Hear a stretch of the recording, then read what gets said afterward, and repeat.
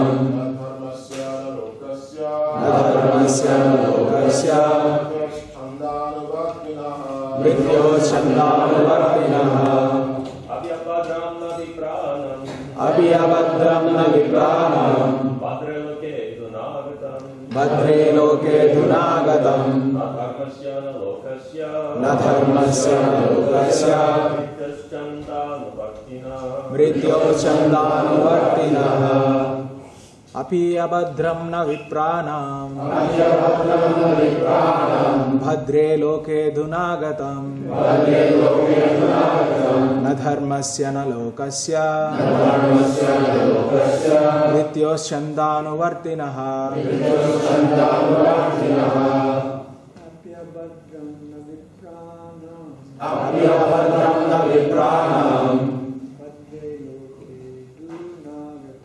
Bhadre loke dunagatam. Nadharmasya nalokasya. Nityo chandhanuvartinaha. Ladies.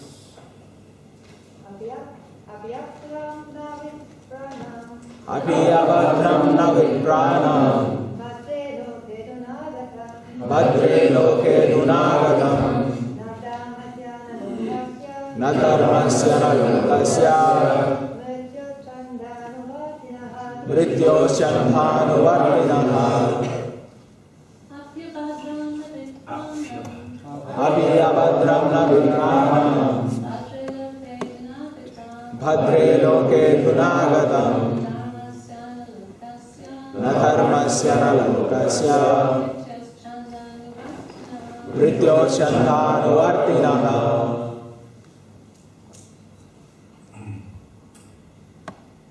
Api, weather. W-H-E-T-H-E-R. It's not weather outside. The next word is abhadram. This is pronounced, when the words are joined together, it's pronounced apyabhadram. Abhadram, ill fortune. Not. Vipranam, of the Brahmanas. Bhadre, O most gentle Aditi. Loke, in this world. Adhuna, at the present moment. Agatam, has come. Not. Dharmasya, of religious principle. Not. Lokasya, the people in general. Nityoho, death. Chanda, anuvartinaha, who are followers of the whim of death. So I'll give the translation of the 3 verses before this, which Srila Prabhupada has not given purports to. Shukdev Goswami said, O king, when Aditi's sons, the demigods, had thus disappeared from heaven, and the demons had occupied their places, Aditi began lamenting as if she had no protector. After many, many days, the great powerful sage Kashyapa Muni arose from a trance of meditation and returned home to see the ashram of Aditi neither jubilant nor festive. O best of the Kurus, when Kashyapa Muni had been properly received and welcomed, he took his seat and then spoke as follows to his wife Aditi, who was very morose. So the verse that we're chanting today, the translation of this is as follows. It is Kashyap speaking to Aditi. O most gentle one, I wonder whether anything inauspicious has now taken place in regard to religious principles, the Brahmanas, or the people in general, who are subject to the whims of death. Report. There are prescribed duties for all the inhabitants of this material world, especially for the Brahmanas, but also for the people in general, who are subject to the whims of death. Kashyapa Muni wondered whether the regulated principles which are meant for the well-being of everyone had been disobeyed. He accordingly continued his inquiries for 7 verses. Om Jnanati Nirantasya Jnananjana Shalakaya Chakshurimitam Yena Tasmai Shri Gurave Navashrishtham Namapeshakti Putranatasu Rupam Tasyavajanaprinat Karim Shakti Radha Kundam Devaraho Radhika Shavatam Yasya Pratita Kaya Shurutanatos Vandeham Shri Guru Shri Adhavaram Shri Guru Vaishnavanscha Shri Rupam Sagrajatam Sahavana Radhunatam Vitam Tam Sajivam Sadvaitam Savadhutam Parjana Sahitam Krishna Devam Shri Radha Shabhadan Sarvanavalita Shri Vishakhamita Hare Krishna Krishna Krishna Hare Hare Hare Rama Rama Rama Hare Hare.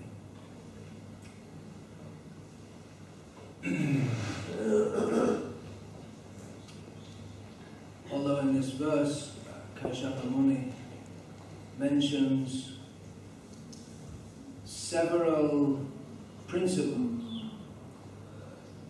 regarding which something inauspicious might have happened, namely religious principles, the brahmanas, and the people in general who are subject to the whims of death.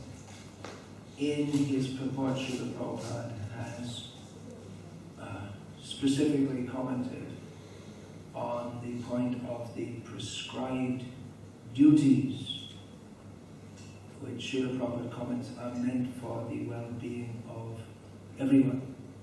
So I'm going to talk about prescribed duties, or as Srila Prabhupada often used the term, rules and regulations. Prescribed duties he often used in relation to varnashram rules, and rules and regulations in relation to the rules of devotional service. As we will see from this section of Bhagavatam, this chapter is titled the Payovrata Process of Worship. Vedic culture is one of many rules. Freedom of the individual is not something that is at the forefront of Vedic culture. Rather, that everyone is bound by rules. Anyway, we're bound. We're bound in the material world. We're bound by birth, death, old age, and disease. We're bound by the three modes of material nature. So the rules are meant for the well-being of everyone. These are the rules that help us to live in this world and at least not become degraded and eventually become liberated from the material condition. So as we'll see in this narration, there are many rules to be followed in this process. Payovrata, which means the milk vow. And these, the following of these rules bestows upon the performer great power to attain some boon which, by which they're able to do something or attain something which is extraordinary, which they could not get by not following the rules. Now, of course, in devotional service, we understand that we are relying on the mercy of Hari, Guru, and Vaishnavas. But by the mercy of Krishna, he has given us the rules and regulations by which we can advance in devotional service. It's his mercy that he's given us various rules and regulations, which may be for a payovrata, or maybe for any number, so many different vows are there, daily rules of life. But there are specific rules of devotional service that if they are followed, they help us to be Krishna conscious. That's why the rules are given. They help us to become established in Krishna consciousness, become fixed in Krishna consciousness, help us to advance in Krishna consciousness, or at least to maintain our position and not fall down. So, for maintaining spiritual strength and making advancement, these rules are needed, and Srila Prabhupada often said Krishna consciousness is a science, especially the process of reviving our dormant Krishna consciousness. Those who are on the platform of pure devotional service, especially those who are in the spiritual world, especially in the Vrindavan portion of the spiritual world, they're not much fixated on rules and regulations, which are prominent in the Vaikuntha section, and are required for devotees in the material world, the Devi Dham, those who want to become free from the rules of material life, which are birth, death, old age, and disease, adhyatmic, adibhutic, adidaivik, klish. Those who desire to be free from this, they're given a process. So this is a science. Science, in the classic understanding, means that we can predict a result. We understand the process, and if we duplicate the process, then we can get the same result as the person who proposes that this is a scientific principle that he's discovered. He should be able to demonstrate that, and others should be able to duplicate it. So that's the science. Very simple example. If we leave our cell phone on in class and it goes off, then you'll get us to turn it off.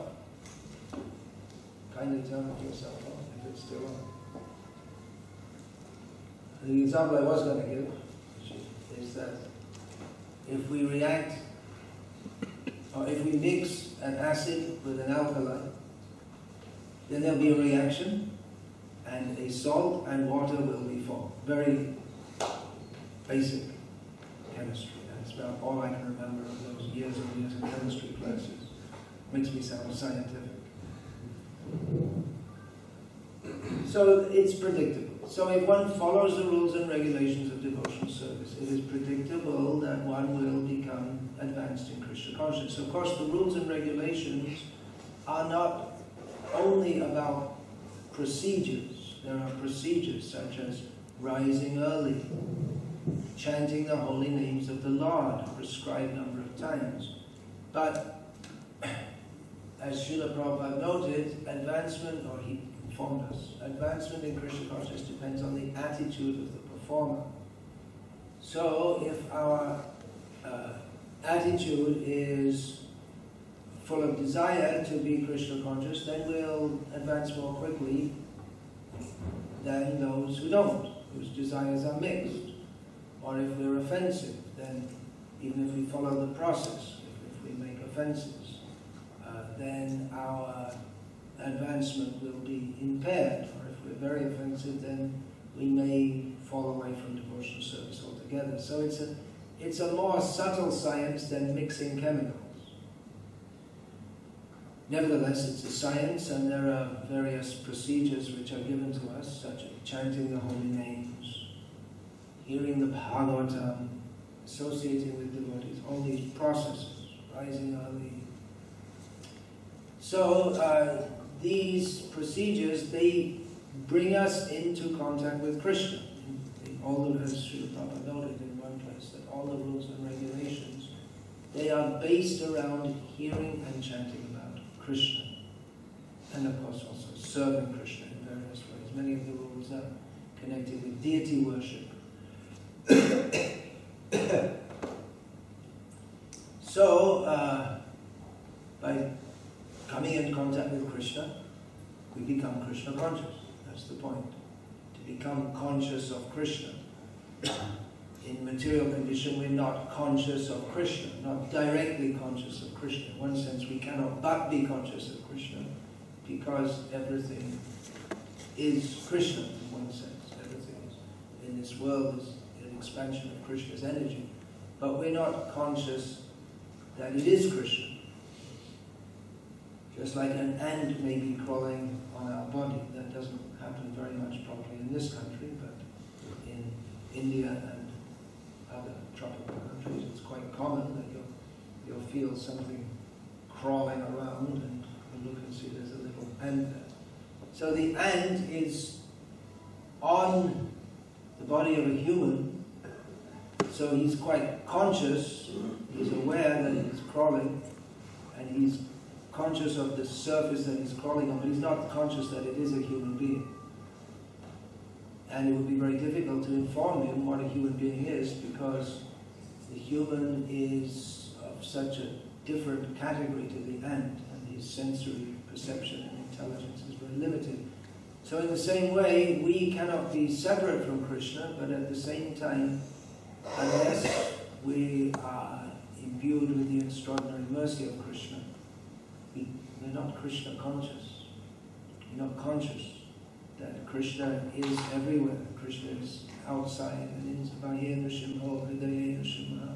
He's inside and outside of everything, and that we are his eternal servants. So these rules and regulations, they bring us into contact with Krishna and help us in this way, directly in contact. They remind us, just like rising early and going to Mangalati, having kirtan. So this immediately, the beginning of the day, that inspires us with Krishna consciousness. Whereas if we simply sleep, then we don't remember Krishna. If we rise, then we remember Krishna. If we rise and go to Mangalati, because many people rise early in the morning and go to work, they don't remember Krishna. But those who rise early and who Srimad Bhagavata Sarartham Ashvada Rasikaisa, those who relish the topics of Srimad Bhagavatam and the association of devotees, then they are enriched in Krishna consciousness. They come in by following the rules which bring us in contact with that process which brings us in contact with Krishna. So we should follow these. Especially if we read Srila Prabhupada's letters, you'll find that Srila Prabhupada, he emphasized these basic processes again and again and again. They're basic. That doesn't mean that they are something low. To chant Hare Krishna and hear Srimad Bhagavatam, it's not something low. After many millions of lifetimes, of advancement in following Vedic principles, one may come to this process. So we shouldn't think it's something very low. Of course, we may say that the gopis of Vrindavan, we don't hear about them going to Mangalarti. Well, they're there, but they're on that side, not on this side. There's Radha and Krishna, they are there. But it's also worth considering that we aspire to follow in the footsteps of the gopis of Vrindavan and not to imitate them. So they came as the associates of Chaitanya Mahaprabhu, and especially Rupa Goswami. He on the order of Chaitanya Mahaprabhu, he codified all these instructions, including brushing your teeth. It's right there in Chaitanya Charitamrita. Chaitanya Mahaprabhu taught. Among the rules and regulations, you have to brush your teeth. That's really, it's not spiritual in itself. It's not that everyone, just by brushing their teeth, they get spiritually advanced. But if we do so, as within the process of Krishna consciousness, with the idea that we have to serve Krishna with this body, and so we have to maintain the body, and this is a basic practice for maintaining the body, then everything we do, even if it's something which everyone does, even the demons may do, then that becomes spiritualized and Krishnaized. We shouldn't think that simply brushing our teeth will make us Krishna conscious, but there are other processes also. You may say, well, I'm following at least one of the instructions of Chaitanya Mahaprabhu, but there are more important instructions of that concerning hearing, chanting, and many rules we'll find. For instance, one major rule, asat sangatyam e vaishnavacha. One should give up association with non-devotees. That includes watching TV, we're watching mundane things, becoming involved in mundane activities which have nothing clearly related with Krishna consciousness. Eating food which is not offered and not offerable to Krishna. Not offerable includes all all vegetarian food which is prepared by non-devotees. So we may think, well, why be so strict in following all these things? Because the rules are given to help us advance, and as much as we follow them, that will help us to advance. And as much as we're slack with them, that will tend to impede our advancement. Traditionally, Vaishnavas were very strict about, especially these rules of eating. They're very strict. So, as Srila Prabhupada said again, we should take a vow to take only Krishna Prasad. It's a rule, but it's important because Vishaya Anna Kaile Malin Haima Mangalin Hoile Nahe Krishna Smara. As Chaitanya Mahaprabhu said, that if we eat the food offered by materialists, then the mind will become dirty. And if the mind is dirty, then we cannot remember Krishna. So we should carefully follow these rules and regulations, beginning with rising early. Of course, there may be some exceptions. If we are coming very late at night from a preaching engagement, or if we're working in a job that requires us to come back late at night, we may have to make some adjustment. Maybe the better adjustment would be not to work in a job that makes us come in late at night. If we can avoid that, to put our Krishna consciousness first. Although in the modern civilization, which Srila Prabhupada said, modern civilization is based on constant hard work. So it can be very difficult to lead our lives in a way that is actually conducive for Krishna consciousness, but at least the framework is there, and we should try to follow that as far as possible. Of course, Srila Prabhupada also wanted to set up Varnashram communities in which devotees could live without constant hard work. They could live together and chant Hare Krishna. So these rules and regulations, we should be aware of them. They do have extraordinary power. Krishna consciousness is the most extraordinary undertaking for the conditioned soul. Even more than the yogis who perform austerities, and they attain extraordinary powers. But they remain tied up within the three modes of material nature. But devotees, although they may seem to be, even in the estimation of many people, foolish, and they appear to be foolish. What are they doing? Such funny things, singing and dancing. Happy means they should be foolish. So people who are really getting on in life, they're very serious. They don't smile because they're busy working. So devotees, they may appear to be foolish sentimentalists, but by this singing and dancing and dedicating their life to Krishna, they attain a boon which is far greater than the materialists can even think of. They cannot even imagine it. Even the yogis, they're so much interested in giving some power to do something which is of actually no particular use to them or anyone else.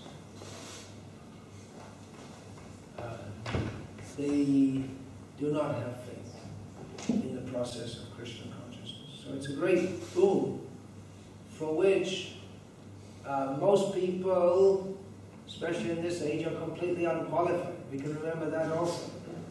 It's only by Chaitanya Mahaprabhu's mercy, which we have received through Srila Prabhupada, that we are in devotional service. What is our qualification? Primarily our disqualification is our qualification.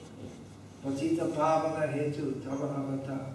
Chaitanya Mahaprabhu said, to save the most fallen. So to come out of the position of being most fallen, take advantage of the system of devotional service given to us by Chaitanya Mahaprabhu through Rupa Goswami and through all the previous acharyas Srila Prabhupada. So if we follow these basic principles, then we can become strong. So, to be a devotee means he has to lead a different life to others, not the same as everyone else. There's some idea that, well, if we're normal, people will accept us better. That's true, but with the exception of the most important people, namely Krishna and his devotees. Krishna will accept us if we're not like materialists. If we are like materialists, then materialists won't bother about us at all, and maybe they won't dislike us, but there's no great advantage in particularly trying to be normal. We should try to please Krishna. So Krishna has given us a process by which we can please him, by hearing and chanting about him, by dedicating our life to him, by taking only food which is offered to him, which is a sign of great submission. People outside of Vedic culture, they become horrified if they see someone taking the scraps of food from someone else. But in Vedic culture, that is enjoined to do that as a sign of submission. The disciple takes remnants from the guru, the wife feeds her husband and takes the remnants. It's a sign of submission. So a devotee takes Krishna prasad. He can only take that which is first eaten by Krishna. So if one follows these basics, then one can gradually become strong and advance in devotional service. So every devotee requires to follow these, because these are basic rules. We shouldn't think that they're dispensable rules. Basic means you develop a base and then you build on it, just like the basic principles of mathematics. The basics is arithmetic. So that's the first thing you learn. When you're at university level, you don't study arithmetic. It's just taken for granted. But if you don't violate the rules of arithmetic, you still have to use them. If you think that, okay, now I'm very advanced in mathematics, so now in my calculations I can do something else. 2 plus 2 equals 5. Then all your theoretical knowledge becomes all messed up, your calculations become messed up. So basic rules means they're always to be followed. One may become more advanced, but actually even very advanced devotees, they will naturally like to follow all the rules and regulations, maybe from a different perspective, or from a different level of consciousness is better. One who's trying to be Krishna conscious, he follows the rules and regulations of hearing and chanting and only taking Krishna prasadam, because they're rules which he knows will help him to advance. And an advanced devotee does them because he's relishing Krishna consciousness. He doesn't want to do anything else. So the rules and regulations, they don't in and of themselves constitute Krishna consciousness, but they are indispensable for the neophyte and naturally followed by the more advanced devotees. And even though more advanced devotees, for the sake of maintaining their own Krishna consciousness, they may not need to follow so strictly so many rules, but they may do so also to teach, to set a good example for others. Apane achare Prabhu Jiverishi. Chaitanya Mahaprabhu, he taught all the jivas how to practice Krishna consciousness by practicing it himself. So everyone can follow all these rules as much as possible. And again, the rules don't in and of themselves constitute Krishna consciousness. There may be some adjustment according to our circumstances, but as far as possible, if we try to follow them, that will help us very much, which is why Chaitanya Mahaprabhu and all the acharyas have given these rules. Another point is that we're told to do it. Rule means it's a rule, we're told to do it, so we follow the superior. In this way we can develop taste in Krishna consciousness. So, Hare Krishna, and just keep it short, basic. If there are any questions, yes please. Maharaj, thank you for a very nice class. Although given that there are various rules of the process of Krishna consciousness, can these rules be applied differently according to time and circumstances? Can these rules be applied differently according to time, place, and circumstances? Is there a hierarchy of rules which cannot be... Is there a hierarchy of rules? Well, the only rule which a devotee should never violate under any circumstances, which we do all the time, but we attempt to come to that platform, it's a rule in two parts. That's Smartavya Satakam Krishna, Vismartavya Najatachit. Always think of Krishna, never forget him. Saravidhi Nishedasya Indriya Kinkara.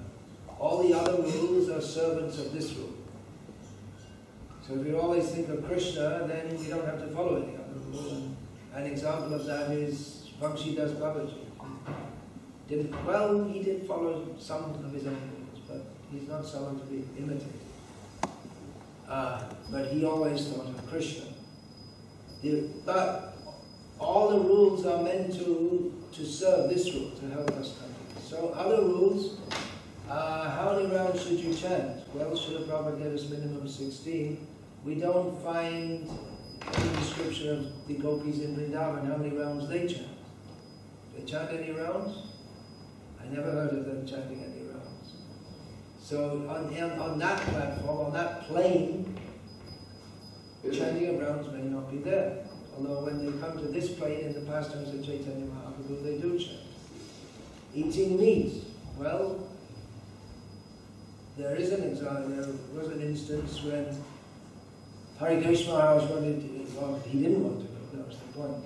So Srila Prabhupada wanted to send him to Russia to preach.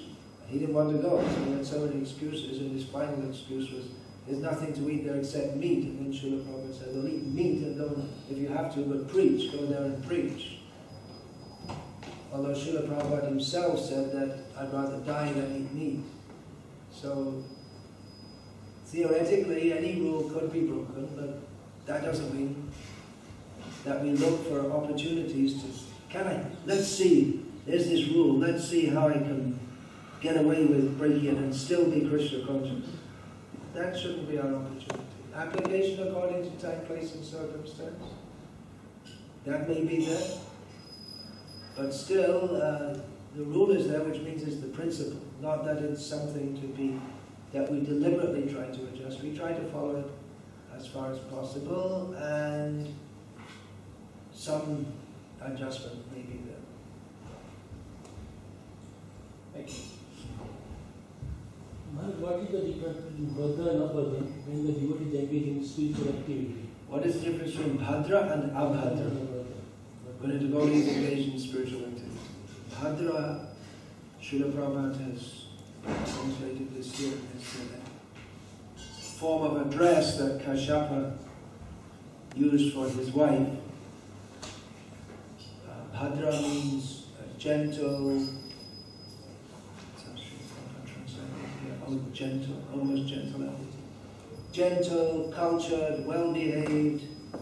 Well, if one is engaged in spiritual activity, then it's always Bhadra, auspicious. It might be killing, as in the case of Arjuna.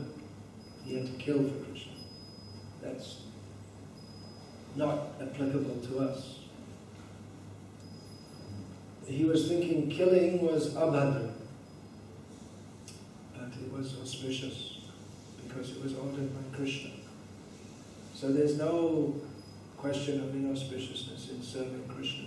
If we're actually serving Krishna under the direction of Guru, Sadhu and Shastra, with the intent to please Krishna, then it must be auspicious. No inauspiciousness. Payovrata is it means a milk vow. It will be described in this chapter, that the performer has to subsist by drinking milk only for some time. And there are other things to follow also. And by doing this, she was going to get some, Aditi was going to get the boon by which she would fulfill her desire. Yeah. Maharaj, if someone is not following a rule and regulation, for example, no intoxication, to what extent is it bona fide to advise that person to reduce with a view to giving up, or should it just be give up? Should devotees advise? If someone is saying intoxication, should a devotee advise them to give it up? Gradually reduce? Gradually reduce? Well, it's a very general question. You have to see the Dish, Kal and Patra. Patra means the person concerned. See what is their situation. You can advise give it up immediately. If they don't, you can advise give it up gradually. Yeah. Well, thank you for bringing up the important subject. One observation is that devotees do follow the rules quite strictly, or at least they try to follow rules for a while, for a few years, and then it seems like the tendency is to go back to the previous conditions, and it looks like the obstacle or the main hurdle is familiarity with this. And of course, rules, as you explained, they free us from the misery. But then devotees, apparently, because they cannot find, they don't get the higher pace, they tend to go to the lower pace again. So what would be the best? You're talking about a syndrome that you've observed, that devotees, they take up devotional service strictly, follow strictly for some time, and then after some time, they again become lax. So, what do I advise? Well, there could be many forms of advice. One is, Srila Prabhupada, he wanted to establish, but one thing is to talk about it, just like I'm talking about it now. If we become aware of a problem, and we become aware of a problem, then we can start to address it. If we become aware of the value of rules and regulations, then we become serious about it. If we don't regularly hear about it, then we may not maintain our seriousness. So it's important to go on emphasizing these points, at least time to time. With arithmetic, for the mathematician, you may not need to have a refresher course. In the university, refresher course on 12 times 12 equals 144. So you may not need that.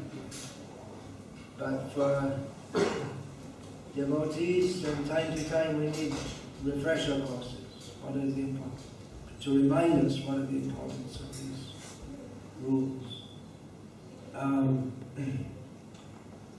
One point is that devotees, they do tend to get sucked in by the whole materialistic atmosphere around us.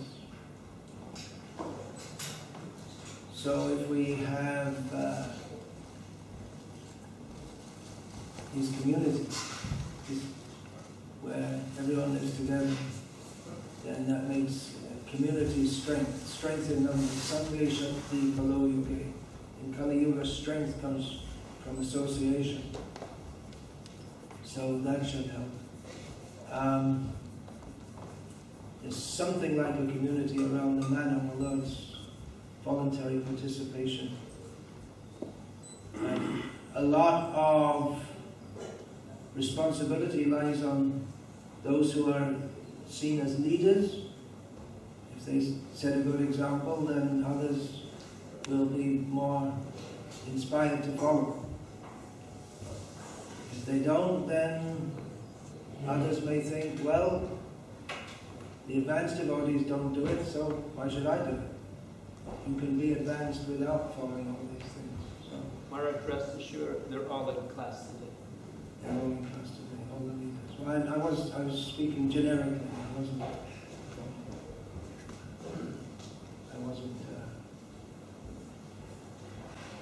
pointing any fingers in particular. I really don't know much what's going on in this temple because I don't live here anymore, not for the last 38 years. So, yeah, as we go up in devotional service, or up at least as our years go on, then it becomes maybe more important for us to follow all these things. Understanding that now others are looking at me. What example can I set for them?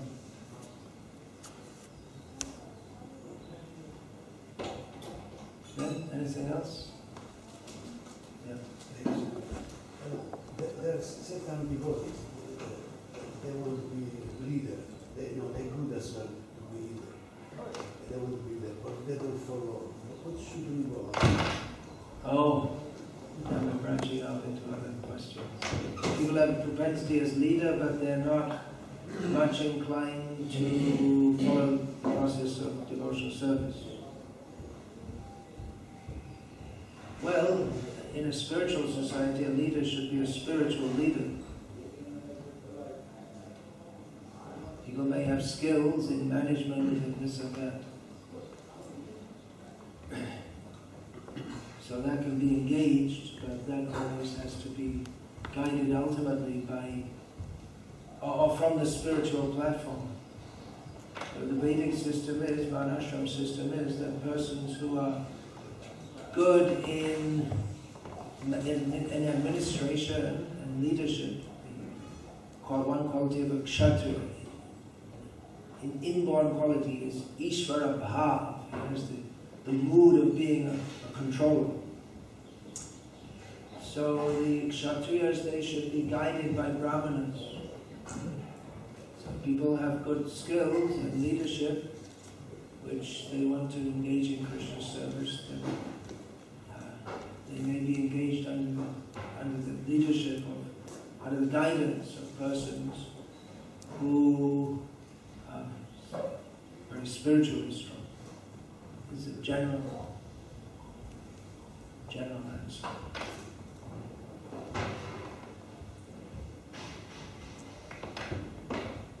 So, Hare Krishna. All glories to His divine grace, Srila Prabhupada. Srila Bhagavatam Jai. Srila Jai. Sitaram Hashem. Bhakti Vikasa Swami की